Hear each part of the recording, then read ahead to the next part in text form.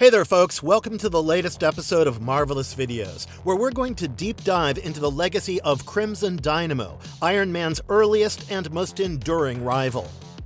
Emerged from Cold War tensions, the Crimson Dynamo has gone from Soviet enforcer to a complicated anti-hero across decades of Marvel Comics. As different kinds of characters have stepped into the suit, each bringing their own intents and loyalties, the Crimson Dynamo has become a symbol of shifting ideologies and advanced storytelling.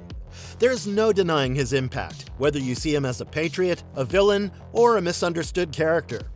So without any further delay, let's dig into the many incarnations and clashes of Crimson Dynamo. But before we go into our explanation, we have a very small request. If you like our content, please support us by subscribing to our channel. This is a small click for you, but for us it means a lot. Thank you. Let's begin. It would finish the real Iron Man.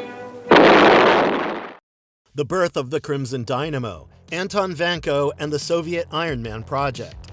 Anton Vanko was a brilliant physicist from Armenia who specialized in electromagnetism and applied weapon technologies. The Soviet Union pushed to catch up with the West's military advancements during the Cold War, especially after the Iron Man armor was revealed by Tony Stark. The Soviet government had to find a method of fighting this new American threat. The task to find that method was assigned to Vanko. Vanko operated under strict government control, unlike Stark, who worked independently and freely. His goal was to build a functional armored suit that could stand against Iron Man. It would be powered by electromagnetic energy. The suit would be red, heavy, and mainly intended to be worn into battle and not put on as a show. The Crimson Dynamo demonstrated the USSR's ability to match American technology.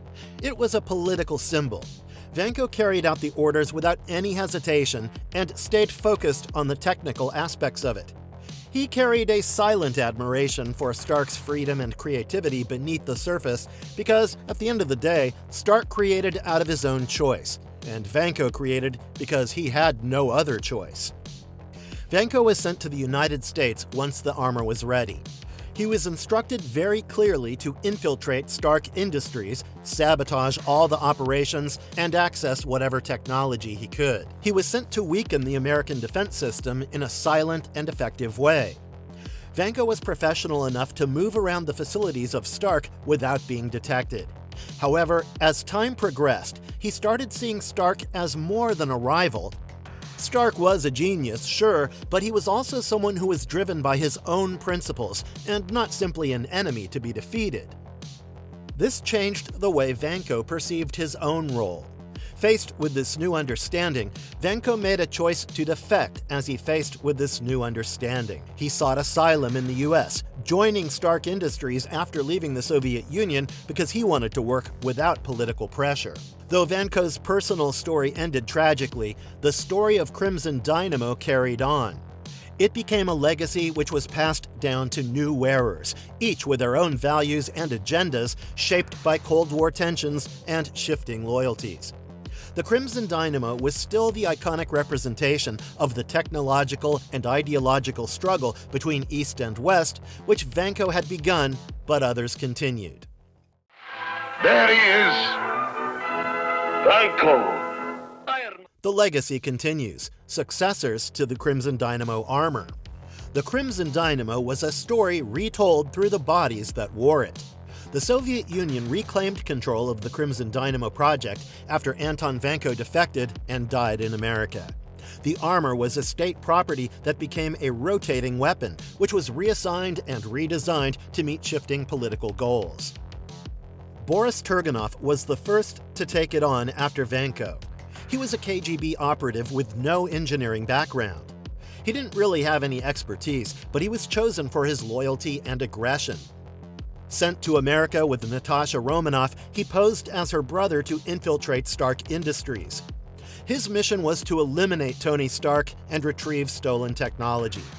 But Vanko intervened, sacrificing himself to stop Boris. The operation failed, and Turganov died. His role was to remind the West that the program was still active. The government continued developing the armor. Next came Alexander Nevsky. He was a physicist who had also worked under Vanko in Russia. he blamed Iron Man for Vanko's death and took the initiative to continue the project independently.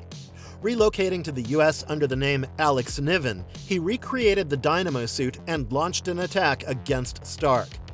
His motivations were personal. When Janice Cord, the woman he loved, was killed during one of his battles, Nevsky abandoned his mission and fled to Vietnam.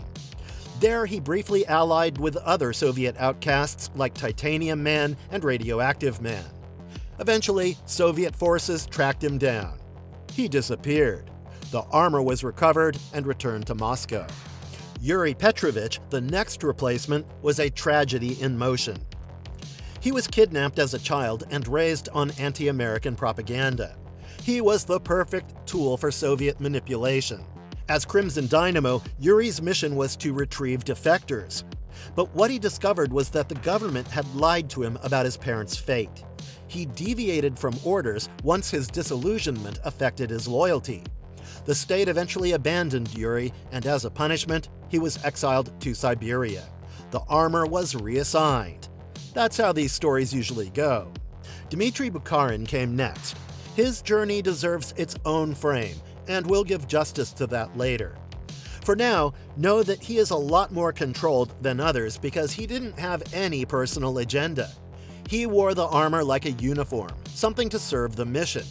His operations involved helping the Soviet super team, the Supreme Soviets, and suppressing rebel groups. He eventually stepped down and gave the armor to the next operative after being reassigned to a different division. Valentin Shatilov, too, will get his time. But it's worth noting here that his reign marked a shift from duty to ideology. He was a military officer with strong ties to the government whose missions were more political. He also collaborated with rogue Soviet metahumans. His actions caught the attention of both local and foreign agencies, which led to scrutiny around the use of superpowered armor in covert state operations. Gennady Gavrilov was different, just a young man with curious eyes who broke into a facility. He found an inactive prototype and tried on the helmet for fun and accidentally activated the armor. He couldn't take it off. He panicked and flew through a wall when Russian agents arrived to reclaim the suit. A week-long chase followed across cities and borders. He barely knew how to use the weapons or stabilize flight. He crashed into a frozen lake at one point and stayed there for 2 days. Eventually, he learned just enough to escape the country. He disappeared off the grid before anyone could decide what to do with him.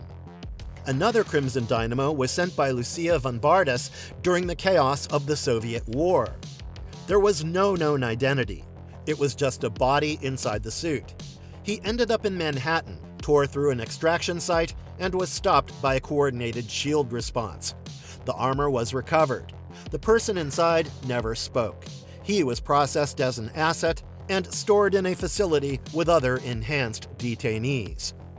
Another found the suit in New York. The man bought the armor from a Latvian arms dealer. His plan was to hit a bank, extract the cash, and disappear. But he didn't make it past the lobby.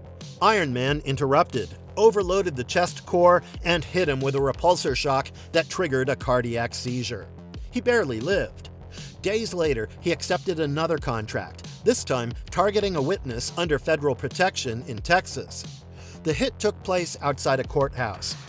Daredevil intercepted him, locked the armor with a cable line, and climbed on top in the middle of a fight. Punisher arrived in a stolen truck, ramming the suit into a wall. The chest plate shattered. A weak point opened. The final blow came from a rooftop launcher. The explosion scattered what was left across 5 lanes of traffic. Another Crimson Dynamo was buried beneath decades of frost during the Cold War. It was frozen for decades. When early warning systems detected a nuclear trigger, the pod reopened. He emerged confused, still wired to follow USSR protocols. A team called the Order intercepted him before he reached the city. During the battle, he attempted to initiate self-destruction. Arlun disabled the sequence and stopped him. He was transferred to a UN facility under lockdown. There was also Boris Vadim, a name with more weight, who served officially. A formal part of the Winter Guard, he fought inside Iron Man during the Skrull invasion. But borders shift and loyalties fracture. He sought asylum in the US, joining a mercenary squad led by Red Hulk. During a mission involving gamma residue containment, he was ambushed by a mutated Igor Drenkov. The creature overwhelmed him in seconds. He was pulled apart inside the suit itself. And then there was Galina Nemirovsky. She was brilliant. She was at the top of her class in the Federal Dynamo program. She was fired for insubordination, but she was too unwilling to disappear. She took the suit anyway, renamed herself Ultra Dynamo, and later served the Mandarin for revenge. She was targeting specific operatives tied to her past dismissal. She tracked Domino down to the Moroccan coast. She was unaware that Colossus was there too. They fought through a decommissioned naval port. Galina used repulsor blasts to pin him down. He threw her into a fuel rig. She took them airborne, trying to shake him off. But Domino stuck a bomb on her suit mid-flight. The explosion lit the sky. Galina crashed into the ocean. Colossus pulled her to shore. She barely survived, but after that, she disappeared again. Crimson Dynamo moved from soldier to scientist to mercenary, each version more unstable than the last. In the end, every Dynamo was a different kind of tragedy. But together, they tell the story of what happens when power is inherited instead of earned, and what's left behind when the war moves on without you.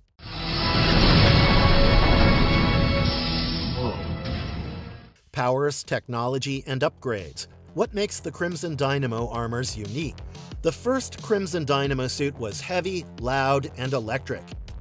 Anton Vanko, physicist and defector, designed the Mark I during the peak of the Cold War, and it was engineered to function as a deterrent. The armor had a carborundum matrix shell. It could absorb bullets, fire electric bolts from its gauntlets, could lift over a ton, and also scramble communication systems. Unlike Stark's Iron Man, Vanko's Dynamo was created in a government lab, shaped by fear of the West and pressure from the state. Vanko wore it into the field only once, which was long enough to make his presence known and long enough for the Kremlin to decide he was too dangerous. He escaped to the US, but the armor was rebuilt and reassigned. As the Cold War dragged on, the armor evolved, and each upgrade said something about the country that built it. Next, the Gremlin, son of the Abomination, took over. He upgraded the suit's environmental endurance, enhanced the core systems, and added a remote which was directly linked to his cerebral cortex. He deployed it in radioactive zones in Siberia where no soldier would march. The suit became less of a tool and more of a survival unit. Dynamo suits developed countermeasures, jammers, and signal scramblers. Some were designed for Arctic survival, others for high radiation zones. They became a portable idea of the state, self-contained, impenetrable, and always watching. With new hands came new intentions. Dmitry Bukharin was an Air Force pilot with loyalty running in his bones. His Dynamo flew missions across Asia and Afghanistan, engaging rogue tech dealers and repelling covert shield interference. He reworked the suit's infrastructure, made it faster and more responsive. But with new hands came new intentions. Bukharin vanished during a deep-sea recovery near Murmansk. The armor washed up days later. Then came Valentin Shatilov. He built Dynamo in plasma shielding, layered encryption, and a modular system that could swap mid-battle. His Dynamo erased targets. Galina Nemirovsky also built her own armor from a decommissioned prototype and called it Ultra Dynamo. And then came the rest. Criminal knockoffs, discarded prodigies, state-funded mercenaries, and nightmares strapped to their backs. Each suit was different. Some were stolen, some salvaged, some rebuilt in anger, but all of them, every version, carried the fragments of that first suit, sparkling with nationalism and pride. Where Iron Man suits are often about progress and ego, Crimson Dynamo suits are about resilience. The Dynamo was a system wrapped in steel. Every time it's upgraded, it becomes a new mirror, showing us what Russia fears, what it hopes, and what it's willing to fight for. Because sometimes legacy is carried in armor. Crimson Dynamo vs. Iron Man, rivalry, battles, and major comic storyline. Once upon a time, the world was split in two by the invisible weight of fear. Out of this tension came two men in iron. One was a capitalist icon haunted by the weight of his own weapons, while the other was a state-forged ghost who spoke only in missions. In Tales of Suspense number 46, Vanko appears as a man burdened by purpose. A Soviet scientist, brilliant beyond belief, dressed in red steel, sent to dismantle Stark Industries from the inside out. The encounter between Vanko and Stark was a collision of ideologies and intellects. Stark confronted him on the factory floor. Two inventors inside two machines, breaking steel and glass. Vanko's armor cracked first. Instead of fleeing or being captured, Vanko surrendered. He chose to defect fully and began working openly alongside Stark as a scientist and ally, realizing the USSR would punish his failure. Vanko dies a few issues later, and the armor lives on. Crimson Dynamo becomes a legacy, a rotating door of names, each bringing a new kind of fury. Some are loyal soldiers, others are pawns of political machines, but Iron Man is always for the idea that people could be more than what their governments ask them to be. Yuri Petrovich took on the armor in the Champions series, using it for Black Ops and anti-hero missions. In these appearances, Iron Man's clashes with Dynamo blurred the lines between enemy and uneasy partners. Yuri's objectives sometimes aligned with Stark's, especially in crises where global threats overshadowed national agendas, even though Yuri was ruthless. Dmitry Bukharin also made an appearance in Iron Man and Avengers comics during the late 80s and early 90s. In Iron Man Volume 1, number 229, Bukharin intervened during a rogue AI takeover of a weapons lab. He and Stark fought side by side, holding off drones and shutting down the mainframe. Their alliance marked a shift from ideological enemies to wary collaborators in some situations. Galina Nemirovsky's Crimson Dynamo, introduced in Iron Man Enter the Mandarin and Dark Reign The List, brought a personal edge. Her clash with Iron Man in Eastern Europe was tactical and grounded, where she used her armor like a scalpel. Stark recognized her intelligence and grit, leading to a rare moment of mutual respect before she vanished off the grid. Across decades, the Crimson Dynamo has remained Iron Man's mirror, Soviet technology and ideology forged into a rival armored entity. While the names and faces have changed, the red suit has constantly returned to challenge Stark's legacy. The Winter Guard and modern incarnations, Crimson Dynamo as a Russian hero. Crimson Dynamo was a weapon of the state for much of its history. The shield was steel-forged and shaped by ideology. It was sent to battle Iron Man, sabotage Western technology, and stand as a symbol of Soviet might. After the collapse of the USSR, something shifted. The enemies were not clearly defined. The armor remained, even though the missions kept changing. Dmitry Bukharin was the fifth man who wore the Crimson Dynamo. He was a former KGB agent and a career officer shaped by decades of duty, now faced with a fractured world. When Russia reimagined its metahuman landscape, he was at the center of it. He helped found the Winter Guard, a state-sponsored superhero team that was meant to protect Russia's interests at home and abroad. Alongside Ursa Major, Red Guardian, Darkstar, and others, Bukharin's Crimson Dynamo became a field commander, a tactician trusted with the lives of civilians and soldiers alike. His suit was functional, built for survival, patched together over years of upgrades. Missions ranged from responding to interdimensional breaches in Siberia to confronting insurgent metahumans within Russia's borders. When alien threats descended during global crossovers like Infinity and War of the Realms, Dmitry and his team held the line in their corners of the world. There were even times when they fought beside the Avengers, moments of cooperation born from necessity. Then came Valentin Shadilov, who was a colonel with deeper roots in the post-Soviet military apparatus. When he put on the Dynamo armor, it signified a different phase. Shadilov was a lot more imposing than he was diplomatic. He carried the legacy like a shield, positioning himself as a guardian of Russia's national pride. Under his watch, the Dynamo was sharpened into something more rigid.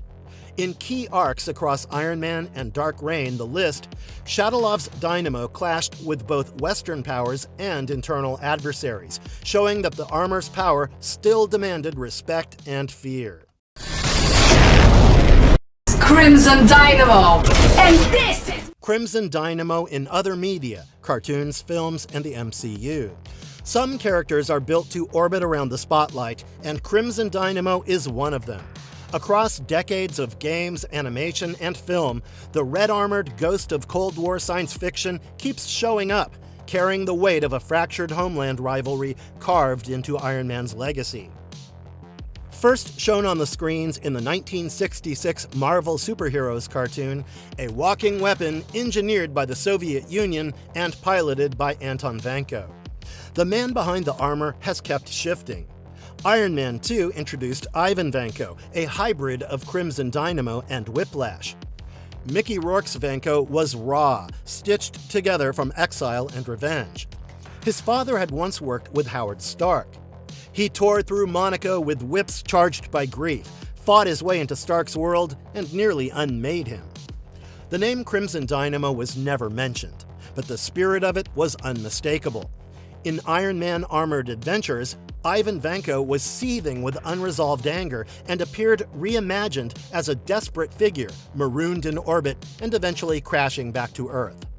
His return was about pain, and when he finally fell, it was Pepper Potts, not Tony Stark, who reached him.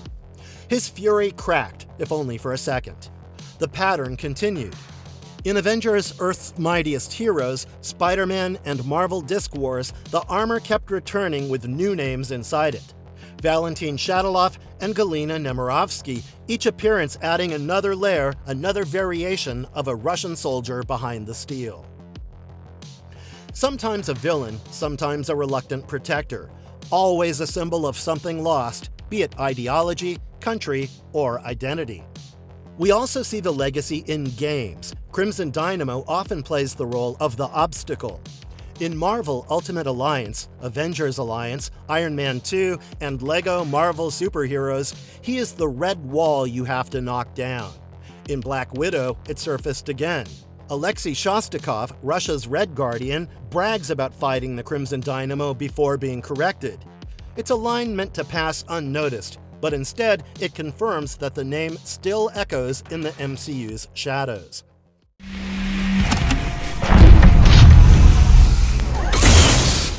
Why Crimson Dynamo matters, symbolism, legacy, and cultural impact.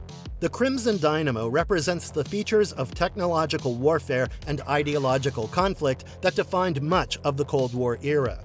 Crimson Dynamo represents the collective might of a nation that was built and controlled by the state as a direct counterpart to America's Iron Man. Today's video highlights how comics often mirror real-world geopolitics, turning superheroes into avatars of national identity and political rivalry. In the Cold War context, Crimson Dynamo was made to display the Soviet technological advancement and military strength, projecting an image of resilience and threat. The armor itself is contrasted with the USSR, whose focus was more on industrial strength and mass production, as opposed to Iron Man's privately engineered suit. This contrast highlights the larger history of East versus the West and different conceptions of progress. When the political state changed due to the collapse of the Soviet Union, the role and symbolism of the Crimson Dynamo also changed. The character evolved from a straightforward antagonist to a more complicated figure navigating identities and changing loyalties. The trend is part of the overall trend in a more sophisticated representation of heroes and villains in comics, which are no longer strictly defined by the Cold War binaries. Crimson Dynamo is often shown as a protector of Russian interests rather than an outright enemy in modern storytelling, which shows us how political and cultural shifts influence narrative roles and character motivations. This potential to evolve and respond to the shifts in the real world makes Crimson Dynamo a legend of Marvel storytelling. The character serves as a benchmark in the understanding of power, morality, and patriotism. The Crimson Dynamo invites the audience to rethink the simple definitions and recognize the depth behind national and cultural symbols by showing the conflicts between good and evil. Iron Man! Long has the Crimson Dynamo. Marvelous verdict. And that wraps our journey about the many faces of Crimson Dynamo, tracing his roots in the Cold War conflict, his major showdowns with Iron Man, and his evolution into a symbol of Russia's hero in the Marvel Universe. From Anton Vanko's first appearance to the later incarnations, Crimson Dynamo remains one of Marvel's most enduring reflections of real-world politics and shifting alliances. We hope you enjoyed unpacking his legacy with us.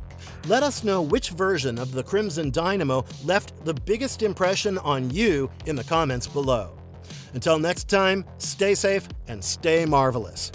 And if you liked our content, don't forget to leave a like and subscribe to us if you haven't already. Have a good one and be safe. Thanks, everyone.